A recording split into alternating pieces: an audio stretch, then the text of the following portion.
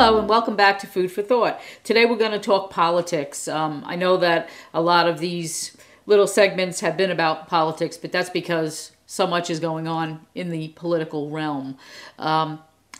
Almost or as exciting as Who Shot JR or cliffhangers on Friday afternoons on soap operas. I truly believe that the White House right now is currently the biggest soap opera in America.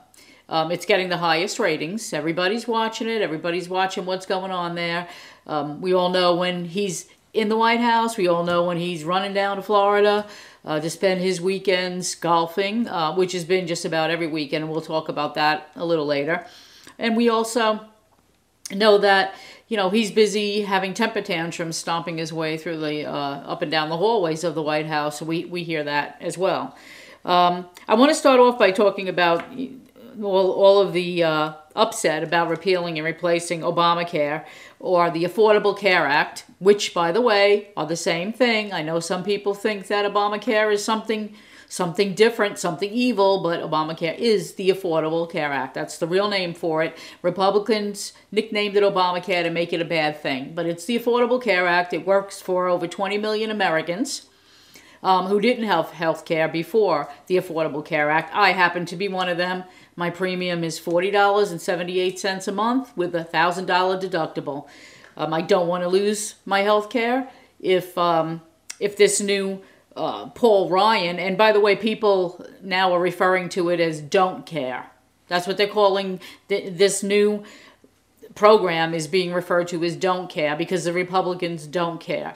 What this new program that they're offering or they're trying to push through basically gives a bunch of tax breaks to the very, very rich.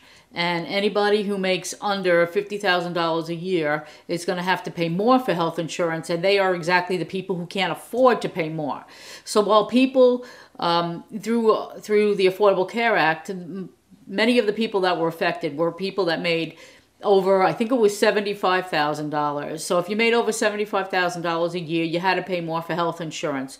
Those are the people that are squawking about it. Well, if you make $75,000 a year or $100,000 a year or $200,000 a year, then quite frankly, you should be able to afford to spend $800 a month on health insurance. I know you don't want to hear that. I know you want to get it for free, or not pay for it. And in that case, get it through your employer. Get a job where you get it through your employer. But the truth is, if you make over $100,000 a year, you should be able to make an $800 a month health insurance payment. You just should. Now, people that are making under Paul Ryan's don't care, people that are making $20,000 a year or $30,000 a year are going to have to pay, $400 or $500 a month for the health insurance, and they don't have that money. They can't do it. It won't happen because they don't have that money to spend at all in any manner, shape, or form. So what's going to happen is there's going to be 20 million people back to having no health care. And another little game that they're playing is they talk about everybody's going to have access to health care. There's a very big difference to having access to health care than to actually having insurance. Having access to health care means you get sick, you pop in at the emergency room. Well, that doesn't work. We know because people before the Affordable Care Act did that when they couldn't afford insurance. And it skyrocketed prices, in the emergency rooms. And it also took away time from doctors who were there to handle actual emergencies, not people coming in with strep throat and bronchitis, things that the regular doctor's office could handle, Monday through Saturday. And it doesn't work, and we all know that. But anyhow, I want to know what you think about, the Affordable Care Act going away, and have you heard about Don't Care, Paul Ryan's plan? Okay, so, and speaking of Paul Ryan, he was supposed to show up yesterday, or the day before yesterday, at a town hall in Wisconsin, and he was a no-show. He made a phone call to the local news crew and said, give my apologies, I'm not coming. So he would not even face his constituents. Well, they went ahead and they had their town hall anyhow, and they did it without him. You can actually see that at www.thedailybanner.com. There is an article there about Paul Ryan being the no-show, and there is a video in there of that town hall and how these people actually had it without him. And you can see the desk with his name tag on the table in front of where he should have been sitting, and, you know, there's nobody there. Does that make him despicable? He is despicable. Paul Ryan's despicable. And so is Kellyanne Conway. Who else? Well, Ivanka Trump. Last night, on Saturday Night Live, what is her name? Scarlett Johansson portrayed Ivanka Trump. And what was really cute was that it was supposed to be for like this new fragrance. And they named, Saturday Night Live writers named the fragrance Compliant. Because she is compliant. She is compliant. She complies with whatever her father wants to do. I believe Ivanka probably knows the difference between right and wrong, but it doesn't matter because she will do whatever her father wants her to do. And I talk a little bit more about that in here as well. Because Ivanka wants to go into politics. Oh, actually, I just told somebody this. She's always wanted to go into politics. She used to be, I'm not sure if she still is, but she used to be a Democrat, and she used to raise money for Cory Booker. And she would have fundraising parties, host fundraising parties for Cory Booker. So Ivanka has wanted to be in politics a very long time. She might see that this is one way of doing it. Isn't it interesting that she packed up all of her and her 3 children's things and her husband's things and moved her butt to D.C. when the so-called First Lady didn't see fit to do that. I also believe Ivanka has at least one school-age kid that she had to disrupt to do this. Yet Barron is too, I don't know what, precious, sensitive, fragile to be moved into a different school, in January. Something that every other child of a president had to do in the last 50 years. Every other child of every new, incoming president had to make that move. But Barron is too good to make that move. This is also the first president that we've ever had whose wife lives in a different state. So he lives in Washington, D.C. She lives in New York. I would call that estranged. These two are estranged. These two do not live together. He's also the first president in, forever to not have a dog. He has no pets. Unless, of course, you count his kids. No, Kellyanne Conway's his dog. Good point. She is. She's his dog. And so is Steve Bannon. They're his pets. They're his dogs. As a matter of fact, that there is lap dogs. Bannon's a walking science experiment. Yeah, I don't know what he is. You look at his face, he looks like a leftover pepperoni pizza. That's usually from too much booze. So it might just be booze. But anyhow, so Donald Trump fired 46 U.S. attorneys. All of them went peacefully except this Preet Bharara. Well, what happened there is Preet is the New York U.S. attorney. And during the transition, Donald made this big deal about calling him in and having a meeting with him. And so Preet came in and had a meeting with him. And he was asked to stay on. Preet even spoke to Sessions. Oh, God, Jeff Sessions. That's another guy that just gives me the creeps. Anyhow, he spoke to him, and he was assured that he was going to keep his job. So when this order came out that these 46 U.S. attorneys should hand in their resignations, Preet really didn't think it was pertaining to him. And he said, I'll go when I'm fired. So that happened on Friday, basically Friday afternoon. They were all told to have their stuff out of their offices by end of business. And by the way, it's not unusual for a new president to clean house and get rid of the previous president's staff and people. That's not unusual. What is unusual is the way he did it. Basically, they all got notice, the way I hear it, around lunchtime, be out by the end of the day, basically. And that was it. Well, Preet didn't think that it was he was part of that package, part of the kick out, but he was. Because then that happened on Friday. Preet said he wasn't going unless he was fired, so Donald fired him. Yesterday, Saturday, Donald fired him. So then he went around doing the circuit last night talking about how Donald did fire him. He did not resign. He was fired.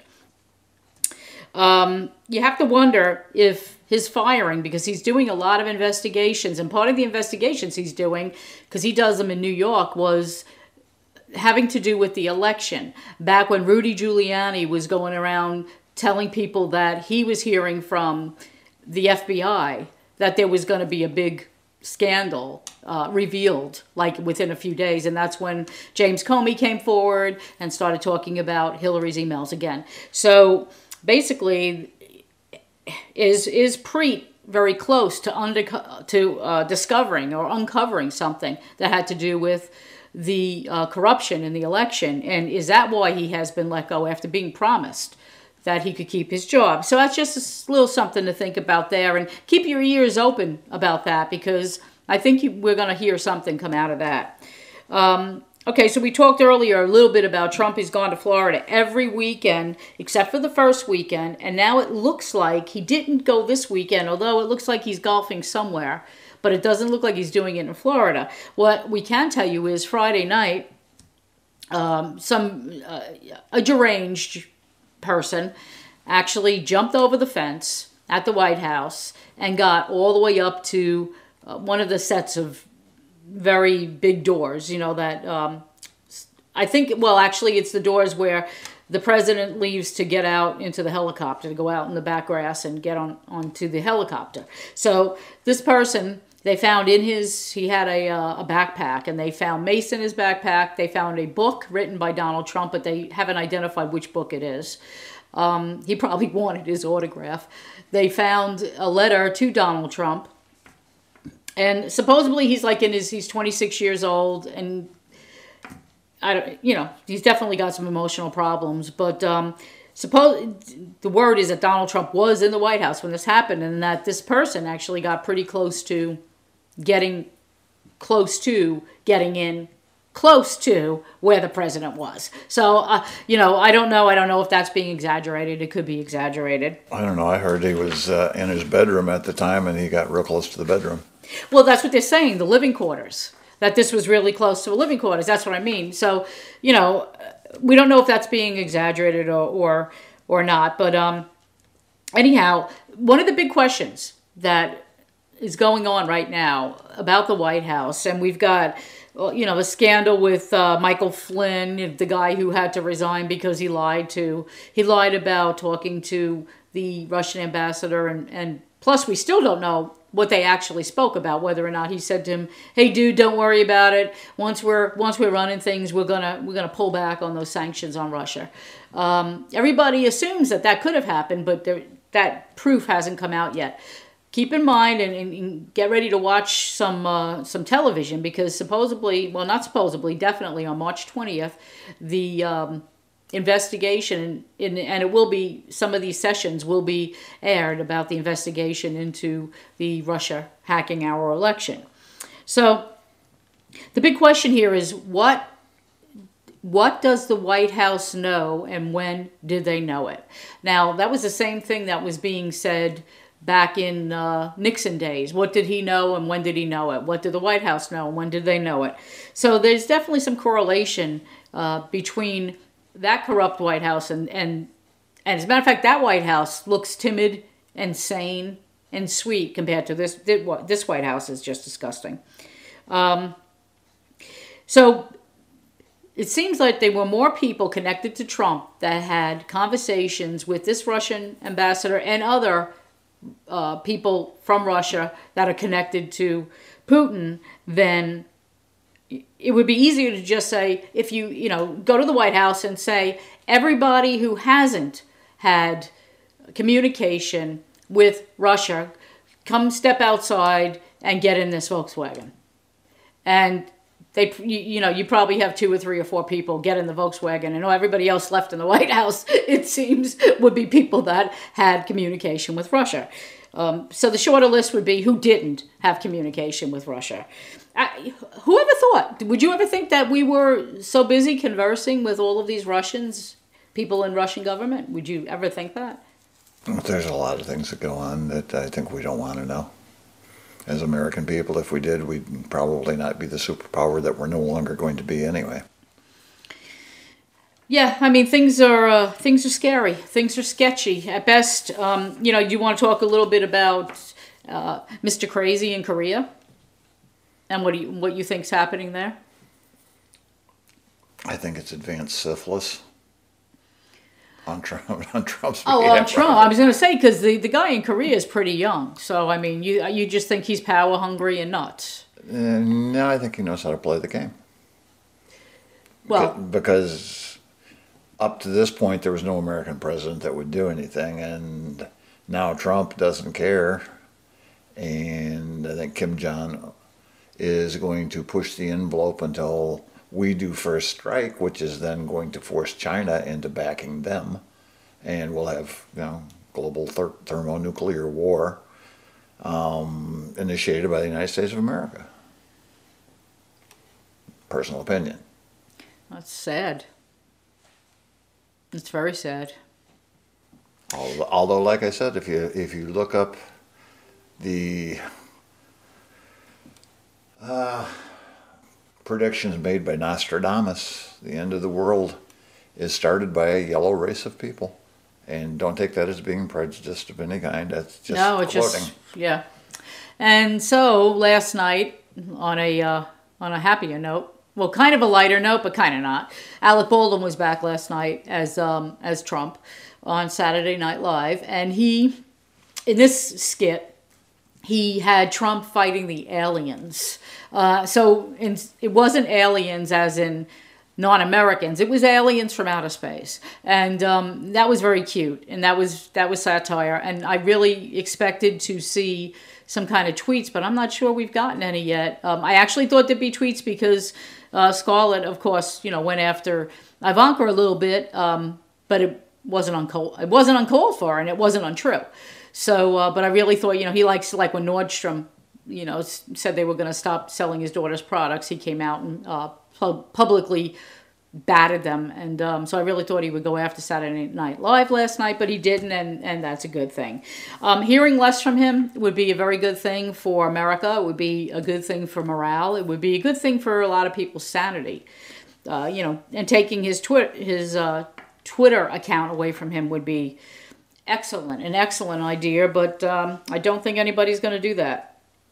Anyhow, I think that's all for now. We're just going to continue on with this craziness. March 20th, these hearings will begin, and I'm sure a lot of people are going to be tuning into them. And we'll take it from there. People keep talking impeachment, but that's almost an impossibility considering that, there's more Republicans in office than there are Democrats. And you need these votes to get him impeached. So I don't know what that's going to happen. What people need to do, what Americans need to do right now is come the elections, the midterm elections in 2018, people have to get out and they've got to vote in more Democrats so that there is some kind of a more even playing field in the White House, because right now the Republicans control everything. And they're doing it with a nasty iron fist. And they're not making good choices for Americans. They're going to make rich Americans richer. And middle class and poor Americans are going to be... Well, yeah, pretty much it's survival of the fittest at this point. If you're rich, you'll get health care. If you're poor, you should just die. And, that's kind of what's happening now. And I'm not exaggerating. If you have the opportunity, and you can go read the plan, it's actually on Paul Ryan's website. So you can go to, paulryan.com and read the plan. And pretty much it spells it out there. You have to read between the lines, but it's there. People who make more money will spend less for health insurance, and that makes no sense at all. Anyhow, thank you for tuning in to this episode of Food for Thought. Please leave your comments right at the bottom underneath me right here. And if you have anything to say, you want to tell me, I suck, you want to tell me you get a kick out of me, you want to tell me you think I'm crazy, I don't care. You can say whatever you want to me. As long as you keep watching, I don't care. You can say whatever you want. Anyhow, it's nice to see you again, and I'll be back next week. And take care. Peace out.